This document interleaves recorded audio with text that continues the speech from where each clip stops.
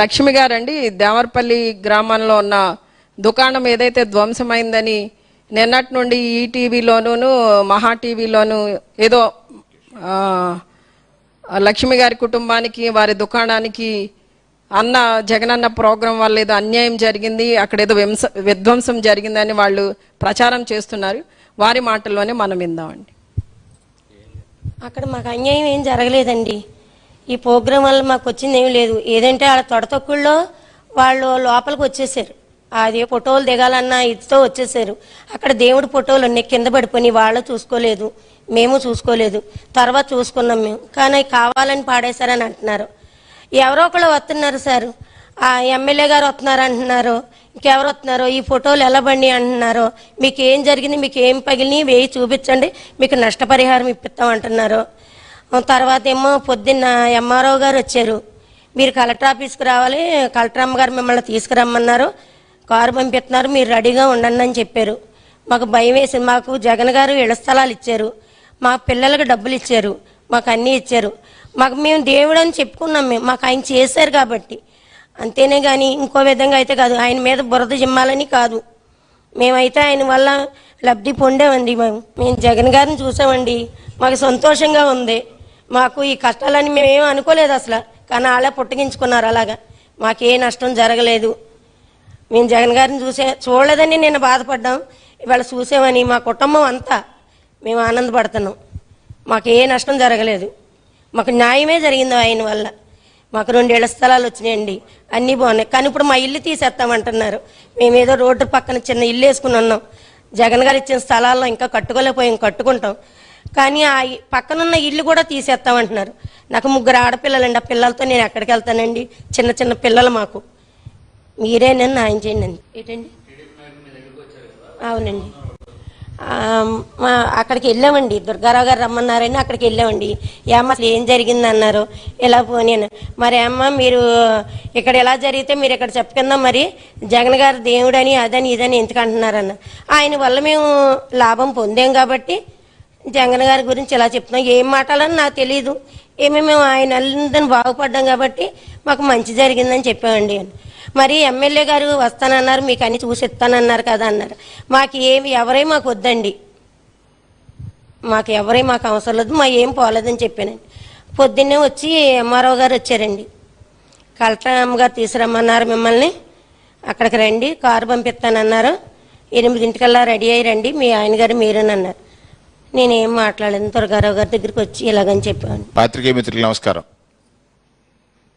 నిన్న తూర్పుగోదావరి జిల్లాలో మాజీ ముఖ్యమంత్రి శ్రీ వైఎస్ జగన్మోహన్ రెడ్డి గారి పర్యటన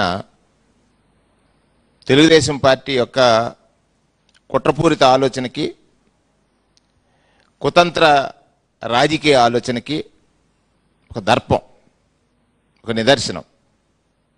కారణం, మాజీ ముఖ్యమంత్రి గారు పొగాకు రైతుల యొక్క గోడు వినటానికి, పొగాకు రైతుల యొక్క కష్టాల్ని కపట నిద్ర వహిస్తున్నటువంటి ఈ ప్రభుత్వానికి తెలియజేయడానికి, ఆ నిద్ర కళ్ళ నుంచి తేరుకుని రైతుకు బాసటగా నిలవాలని నిలదీయడానికి ఆయన దేవరపల్లి టొబాకో బోర్డు సందర్శన పెట్టారు.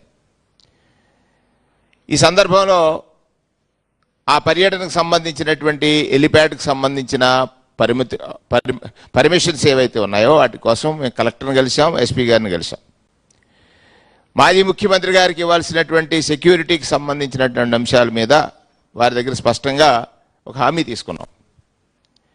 నేను ముందుగా ఈ ప్రభుత్వం ఏ విధంగా పనిచేస్తుంది అని అంటున్నానంటే, పర్మిషన్ ఇచ్చారు, దానికి సంబంధించిన సెక్యూరిటీకి సంబంధించినటువంటి అన్ని చర్యలు వారు చేపట్టినట్టుగా మాకు కనపడ్డది. కానీ అర్ధరాత్రి ప్రభుత్వం నిర్ణయం మారిపోయింది. ఆ పర్యటన ఎలాగా అడ్డుకోవాలి, ఆ పర్యటన నుంచి ఎలాగా ప్రజలు రాకుండా చేయాలి, రైతుల కష్టాలు బయటకు వచ్చి చెప్పకూడదు అనేటువంటి భావన. వారు ఏమంటారు, వారు చేసినటువంటి నిర్ణయం వల్ల పోలీసులు ఉన్నారు, ఎక్కడున్నారు? మాజీ ముఖ్యమంత్రి గారికి రక్షణగా లేదా మాజీ ముఖ్యమంత్రి గారి సెక్యూరిటీగా ఉండాల్సినటువంటి పోలీసులు ఆ సభకి లేదా ఆయనను చూడడానికి వచ్చే రైతులను అడ్డుకోవడానికి ఉన్నారు. జగన్మోహన్ రెడ్డి గారిని చూడడానికి రైతులు వస్తున్నారు, వాళ్ళని అడ్డుకోవడానికి మీరు పనిచేయండి అని చెప్పారు ప్రభుత్వం. ఇది ప్రభుత్వ తీరు. అంటే ఆ సభని ఆయన రాకని ఆనందంతో వచ్చి వారి కష్టాలు చెప్పుకోవాలని ఆ ఉపశమనం పొందాలనుకున్న రైతులకి అక్కడ రాకుండా అడ్డుకునేటువంటి ఒక ప్రయత్నం చేశారు. వాళ్ళ గట్టుల్లోంచి పుట్టల్లోంచి లేదా చెట్లలోంచి కానీ ఆపలేకపోయారు. జనాలు వచ్చారు. అది జగన్ గారి మీద ఉన్న అభిమానం. అది అయిపోయింది ఒక ఘట్టం. సభ బాగా జరిగింది. సభ కాదు, అక్కడ ఉన్నటువంటి ప్రోగ్రాం సక్సెస్ అయింది. మళ్ళీ ఇంకొక కుతంత్రానికి దారితీస్తుంది. వారు ఏం చేస్తున్నారు? ఇప్పుడు ఏమైతే లక్ష్మి గారు చెప్పారు, వారి చిన్న బడ్డీ హోటల్లో జనం క్రౌడ్ వల్ల వెళ్ళటంలో ఒక ప్లాస్టిక్ టేబుల్ ఒక కాలు ఉండింది. దాన్ని ఎలాగా చిత్రీకరించాలని ఒక ఈనాడు వారు ఉన్నారు, అక్కడ ఆంధ్రజ్యోతి వారు ఉన్నారు. ఇవాళ ప్యానర్ ఐటమ్ అదే వచ్చింది. చిత్రీకరించాలని ఆ సందర్భంలో ఆ హడావిడిలో ఒక ఫోటో పడింది. మళ్ళీ ఇక్కడ మత రాజకీయాలు చేయాలని ప్రారంభం మొదలైంది. ఇది కుట్ర కాదా? కుట్రపూరితం కాదా? మత రాజకీయాలు చేయాలని దీన్నే తీసుకోవాలా? దాన్ని నారా లోకేష్ గారు ట్వీట్ చేశారు. అంటే రైతు కష్టం మీకు అక్కర్లా? అంత ఆందోళనతో వచ్చిన రైతును ఆదుకోవడం కోసం ఏం చేయాలని ఆలోచన మీలో లేదు. ఆమెని నాకు నష్టం జరగలేదు బాబు, నేను జగనన్న గారి అభిమానిని, ఆయన ప్రభుత్వంలో ఉండగా నాకు ఇంటి స్థలం వచ్చింది, నా బిడ్డలకి చదువులకు సంబంధించినటువంటి డబ్బులు వచ్చాయి, నన్ను అనేక రకాలు ఆదుకున్నారు, నా బాధ అంతా ఒకటే, ఆయన నేను చూడలేకపోయాను, వీళ్ళందరూ అడ్డుపడ్డారనేటువంటి మాట చెప్పారు. సెక్యూరిటీని అరేంజ్ చేయలేక ఈమె దగ్గరికి వచ్చి, లక్ష్మి గారి దగ్గరికి వచ్చి ముందు ఒక బ్యాచ్ వచ్చారు. తెలుగుదేశం నాయకుల యొక్క వారి యొక్క అనుచరులు వచ్చి నేను ఎమ్మెల్యే గారు వస్తారని మీకేదో న్యాయం చేస్తానని మొదలుపెట్టారు. అంటే జగన్ గారి మీద ఏదో ఒకలాగా నింద వేయాలి, లేదా ఆవిడతో ఏదో మాట్లాడించాలని. ఆమె వెంటనే తేరుకున్నారు, చెప్పారు, వారి అభిమానాన్ని కూడా చాటారు. మరలా ఇవాళ కలెక్టర్ గారు రమ్మన్నారు అని ఎంఆర్ఓ గారు వచ్చారు. చూడండి ఒక్కసారి రాష్ట్ర ప్రజలారా, జగన్మోహన్ రెడ్డి గారు వస్తే కష్టాలు తీరుతాయి అనేటువంటి రాష్ట్రంలో ఉన్నటువంటి అనేక మంది, కోట్లాది మంది ప్రజలు ఇది గమనించమని అడుగుతా ఉన్నాను. ఈ కుట్ర రాజకీయాలకి ఒక పాలకుడు తెరతీయటం అనేటువంటి జరుగుతున్నటువంటి కుట్ర ఏమిటి? ఆమెను తీసుకొచ్చారు. ఎంఆర్ఓ గారు పొద్దున్నే నేను కారు వేసుకొస్తాను, కలెక్టర్ గారు తీసుకురామన్నారు అంటారు. దేనికోసం?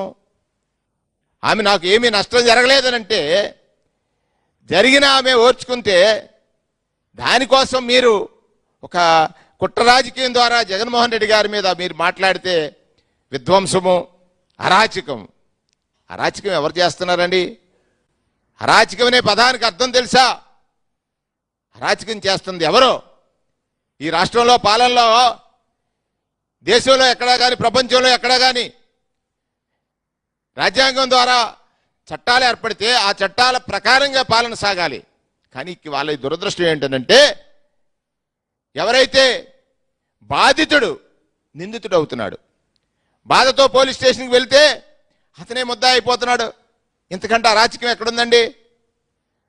విజ్ఞులైన ప్రజల్ని నేను అడుగుతున్నాను, మీరు జడ్జిలు అంటే సామాన్యుడు పోలీస్ స్టేషన్కి వెళ్ళి ఒక ఫిర్యాదు చేస్తే అతన్నే ముద్దాయిగా మార్చేటువంటి ఒక కొత్త చట్టం వచ్చింది. అంటే ఫిర్యాదు ముద్దాయి అయ్యేటువంటి చట్టాలని ఈ రాష్ట్రంలో అమలు చేస్తున్నటువంటి తీరు, దీనికంటే అరాచకం ఉంటుందా?